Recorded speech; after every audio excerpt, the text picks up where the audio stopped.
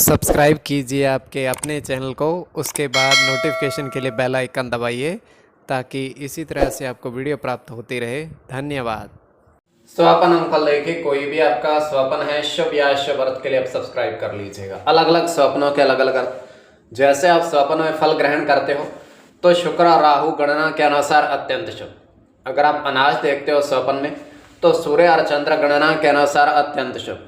तो जो आपके स्वप्न हमने कहे उसके अनुसार अर्थ क्या बनता है, शुभ या अशुभ, आपको बताने का प्रयास करते हैं, तो आप सब्सक्राइब कर लीजिएगा। और देखिए डिस्क्रिप्शन में लिंक दिया हुआ, आप ज्वाइन हो जाइएगा। ज्वाइन हुए सदस्यों के लिए अलग से वीडियो जो हम प्रस्तुत करते हैं वो आपको अवश्य प्राप्त हो। और जिनके सदस्यता समाप्त हो चुके हैं फिर से सदस्यता आप ले सकते हैं। डिस्क्रिप्शन में भी लिंक है, आपके सामने भी ज्वाइन लिखा दिख रहा होगा। ज्वाइन पर ओके करोगे, विकल्प खुलेंगे तो कोई भी विकल्प चुन करके मात्र 159 रुपए की धनराशि खर्च करके पूर्ण महीने के लिए सदस्य आप बन सकते हो।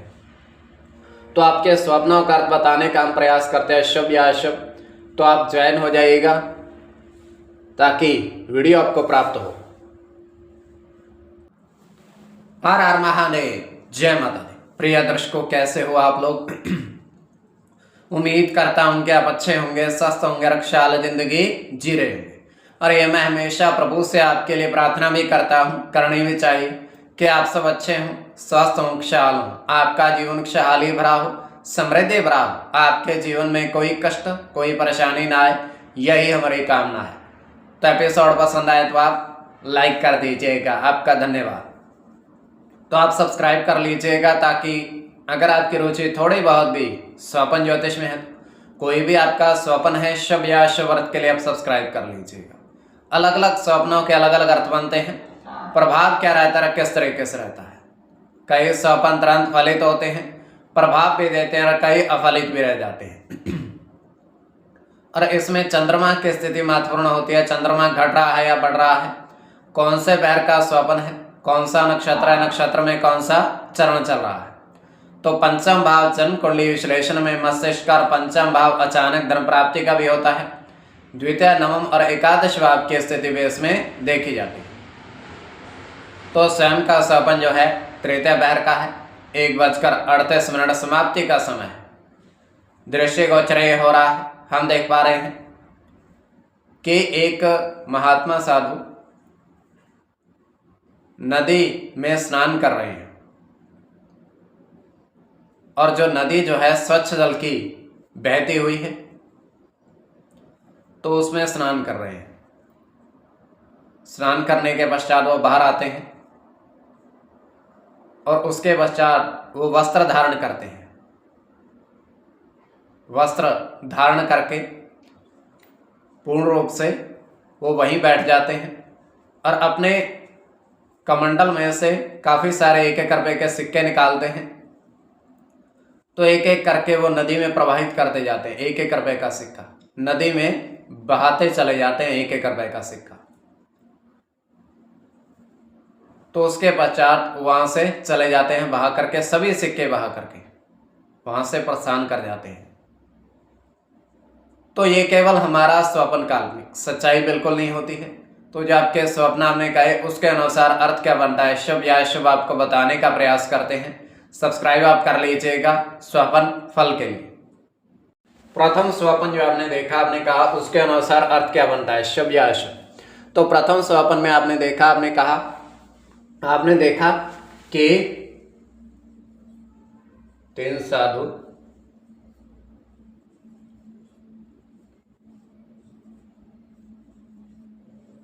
नदी स्नान करते देखे।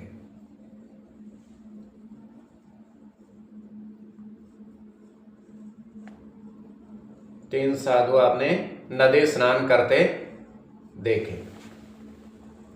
तो यह अत्यंत शुभ स्वप्न है।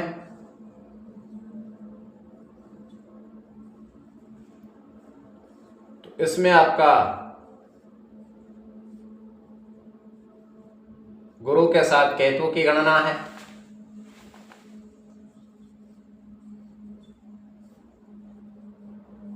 मंगल के साथ गुरु की,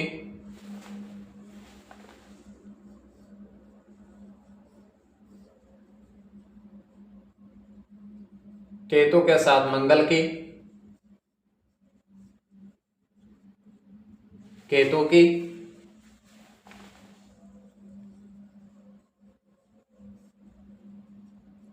चंद्र के साथ गुरु की, राहु की।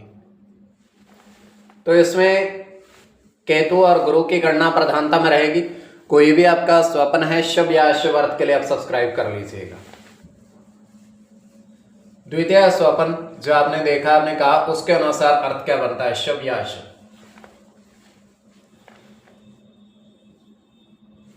तो द्वितीय स्वप्न में आपने देखा, आपने कहा, तो आपने देखा कि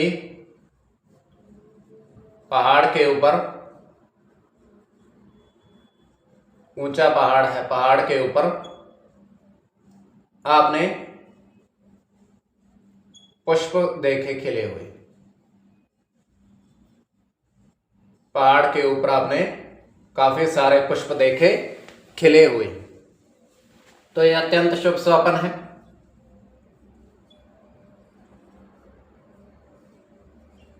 उसमें आपका बुध की गणना होगी।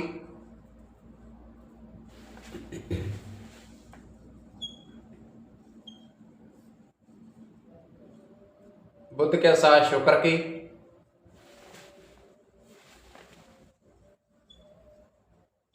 चंद्र के साथ बुध की,